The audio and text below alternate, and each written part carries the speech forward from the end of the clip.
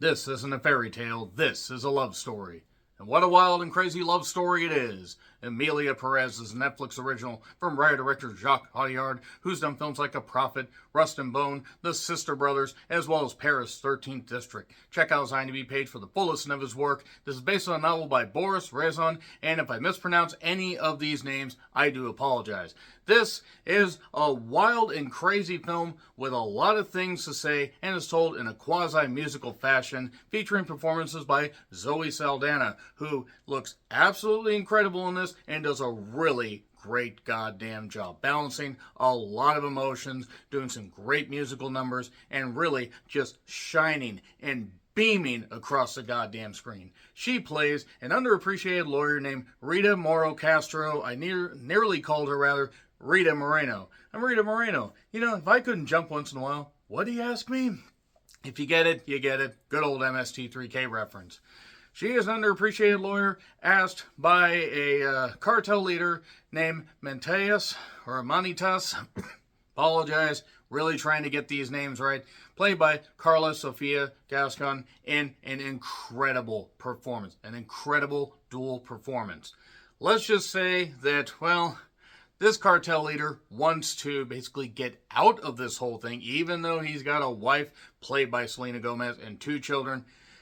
He's, really, really happy. He's made a lot of money, but he's not happy with what life he's living. He wants to basically be able to live the life, live as his true self. In other words, he wants to live as a woman. He's already gone through some of the hormonal therapy sessions and 2 years along, and basically wants to get out of this, have his death faked, and basically make sure that his wife and children are happy, but that he can live as his true self. There's nothing wrong with that. That shirt right back there, if you have a fucking problem with anybody that wants to live as their true self, especially if they are an adult willing to make their decisions, and you need to be respectful of that. If you can't be, get the fuck out of here. Stop fucking having your head up your goddamn ass. Anyway, so yes, there are these two performances. Obviously, Selena Gomez, in more of a supporting role, I do want to say does a good job as Jessie. And a big shout to Adriana Paz, who does a good job as a love interest a little bit later on. And there are other characters in this, but really it's down to Zoe and Carla as a two-headed monster with the most respect. Carla does a great job here. I can totally understand why this film received a lot of attention on film festival circuits, and while I can understand why some people maybe didn't gel with this entirely, there's quite a bit of vitriol towards this, some people calling it hollow, and I will say, this movie doesn't hit every single mark that it tries to land. There are some things it misses the mark on. I think it's at times a little tonally inconsistent. Some of the musical numbers, to me, feel a little bit forced, and you could say that about a lot of musical numbers, but to tell the story about the cartel, about the violence, and just about all the corruption, and just about ultimately a love story and trying to balance all that stuff and live as who you are, it hits the mark more than it doesn't. I will say that. Now, again, there are issues.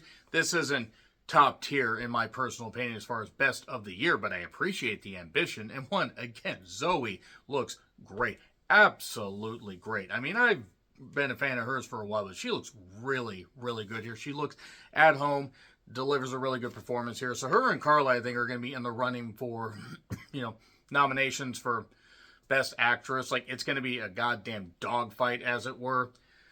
And I do want to say the musical numbers, for the most part, do work. It took a little bit of getting used to. I do also think that while this movie could have simultaneously had a few minutes trimmed out of, like, the first half, it also feels like it rushes the third act, so it's, again, a little bit imbalanced, but it does work for the most part. It is on Netflix if you want to check it out, and I am going to get into spoilers.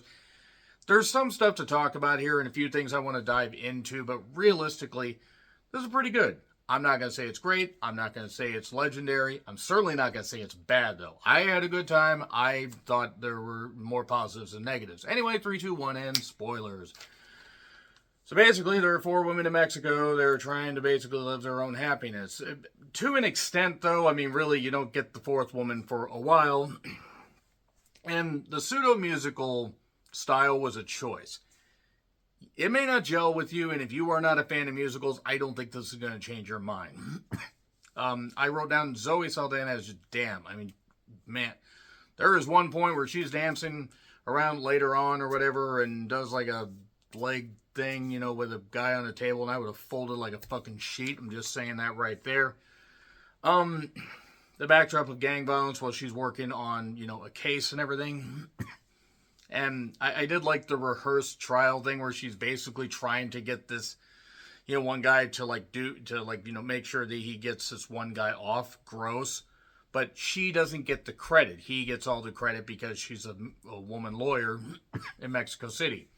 Suddenly somebody calls Rita. It's Manitas, almost said Menteus, with a proposition.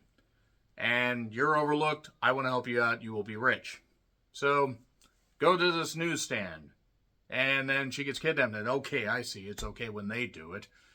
But gets taken, and basically, I'm just going to say Del Monte because I just want to picture like a can of Del Monte, fruit just talking. I don't know why that would be so amusing to me. Saying all this, hey, I want to, get out. I want to get out of this. I want to get out of this rat race. I want to make sure that you find the proper doctor that'll help me fully transition. I'll give you this money. I'll make sure my family's taken care of. I want you to set stuff. I want you to use your connections to help me. If that was Carla in that makeup, by the way, that's really, really good makeup because it could have fucking fooled me. Now, there's a little trip to Bangkok where we do surgical procedure stuff, and actually it's kind of funny, all the plasty variations that they talk about. That was actually pretty good. And then to Tel Aviv, where Dr. Wasserman, Mark Inavir, probably getting that wrong. I've seen him and stuff before, and I'm trying to remember what, but he says, he's conflicted about doing this. But then after listening to Rita and then also meeting Del Monte, checks out, okay, I'll do it. But first we see, Jessie is his wife. She's got her own skeletons in her closet, don't get me wrong. She's, American, and, they live with two, well, or at least she has family in America. And the idea is give the children a payoff, make sure Jessie has access to money and they're safe, and then it's taken care of. And then the idea is to go to Switzerland. Jessie is naturally upset because she doesn't want to live there with her kids, but it's a way to set things up. Even though all this is built on a lie. I'm not saying you shouldn't try to live as your true self. I'm not saying that, but all this, the reason the family is there is built on a lie. Yes, a lot of enemies were made by Del Monte, but there we go. So, Rita can be free. She's rich, but also upset. So's Jessie. And the surgery to become Emilia. And this did get a limited theatrical release. I think it was like a one theater in Seattle, and it was playing at such odd times. Like, it's like, 25 and 70 o'clock. There you go.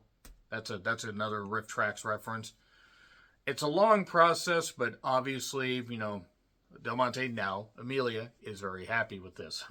4 years later, we're at London. Robin Williams is playing that weird Robin Williams monkey movie where he's an actual monkey telling his story. I don't know why. And Rita is talking to somebody, and it turns out that it's Emilia. And Emilia basically talks to Rita. And, Rita suddenly realizes, oh shit, I've been living this good life, and what, you're coming back to basically rub me out. Never mind. Moving on. I'll profess my love for Zoe Saldana one day. Shut up. But basically, Emilia is there to thank her, but also say, I can't live without my children. I need you to help me get them back to Mexico. So, Emilia poses as the cousin of Del Monte, and there you are. Jessie, meanwhile, has her own skeleton. There's a guy that she was interested in before that she had cheated with, a guy named Gustavo. He will factor in a little bit later to the finish. And Rita's the only one who can do this. Rita kind of gets locked into this whole thing, and then this would be a hard lie to keep up. That's my thing. The kids do kind of think that, like, wait a second, you kind of smell like, our dad, or at least one of the kids says that. One of the kids does like a musical number that was a fun choice. That didn't necessarily work. That's like the one song. It's like the mother song, or the song sung by the mother in Willy Wonka and the Chocolate Factory. Didn't quite work. Um, Selena Gomez does a dance in a shirt and, on a bed. That was something. She there's this line, and I gotta read this. I gotta read this on my notes. She's calling Gustavo. Yeah, he's the reason she came back. Her line: "My pussy still hurts when I think of you." Men, women, animal, vegetable, mineral, find some woman that feels that same way about you. I've never had that, but that's okay. So, that line had me as I had to pause it for a bit. I really had to pause it. So, later, Emilia and Rita are sitting in an open cafe, I guess. I don't really know what the fuck they call them. And a woman comes along looking for her son Octavio, and basically it turns out that there's been a lot of people missing. Some that ties back to what, Emilia's previous life's work did. And also other gang members. And the idea is, well, wait a second. Let me use my vast wealth to basically help out. And that's the idea. It forms a foundation to make sure that things are taken care of. And it's risky to help so many because it made a lot of enemies.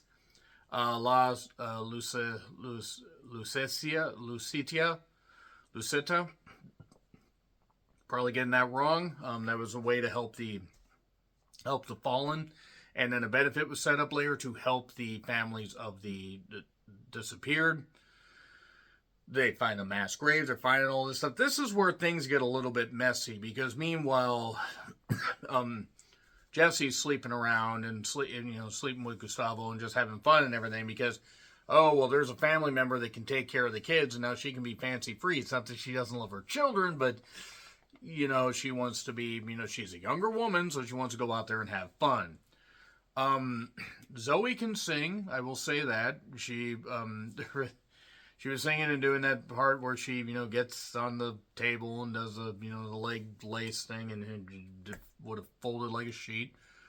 But just talking about corruption and violence, all this stuff, how is it paid for, all this crazy. Again, there are inconsistencies, but it is what it is. Emilia then praises Rita's work, and then there's a woman named Flores. Let's see, hang on a second. It's Afania. I'm probably getting that wrong. Adriana Paz, her character. It's a Paz dispenser, as it were. I'm sorry. I'm so sorry. If she happened, like anybody from this movie, would be fucking watching this. If you are, thank you, but I'm shocked you have that much time on your hands. So basically, her name, Mrs. Flores, essentially, she was looking to, see if they found her husband. And they did. He was dead. She was even going to bring a knife and kill him if he was still alive.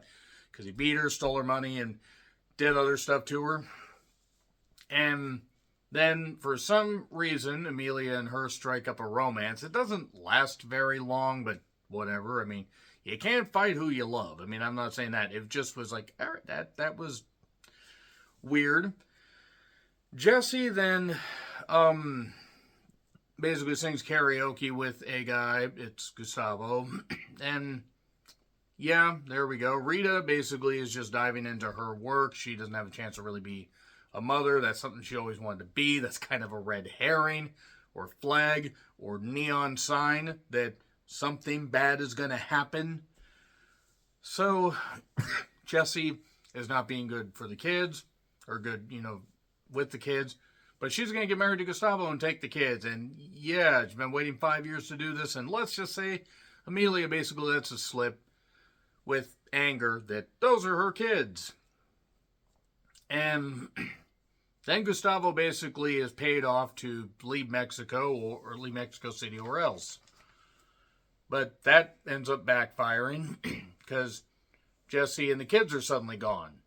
And then Rita is talking to Adriana Paz's character, and suddenly, some fingers get, some fingers get mailed.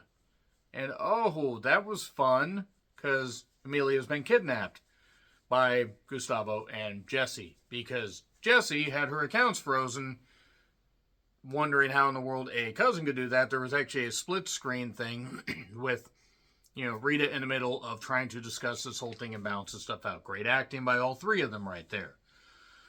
And yeah, then basically there is a setup where Rita calls in a favor, and then some mercenaries show up that are going to take care of this business every day, take care of business every way, take care of this business all the time, take care of business and commit lots of crimes. Oh no. Then, they're Jesse and Gustavo have Emilia, pinned down, trapped, whatever. Rita ends up kind of serving as a distraction. Then there's an explosion, so yeah, most of the people there are dead, I guess. This kind of gets a little messy. The mercenaries just simply, they're there and then they suddenly vanish. And then basically Emilia confesses that she's been Del Monte this whole time. And then stuffed in the trunk, and shit, Jesse realizes, crap, gotta take care of this. I can't let anything bad happen to my husband, who's now somebody else, but I can't let that, still somebody that I loved.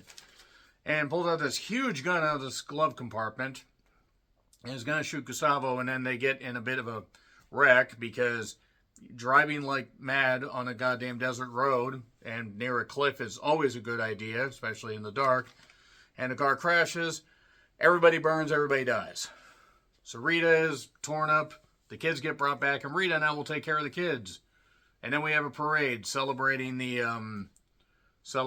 life of Emilia Pérez.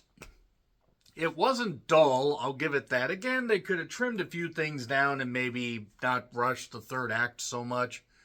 I don't know if this needed to be 2 hours. I think an hour and 45 minutes might have been fine, but nevertheless, you know what, fuck it. For the ambition, I'll give it a B+. It's not perfect. It certainly has issues. But for the ambition and for the performances, I'll say a B+. Let me know your thoughts in the comments. Like, share, subscribe, Twitter handle in the description. I'm John Retlin. I'll see you soon.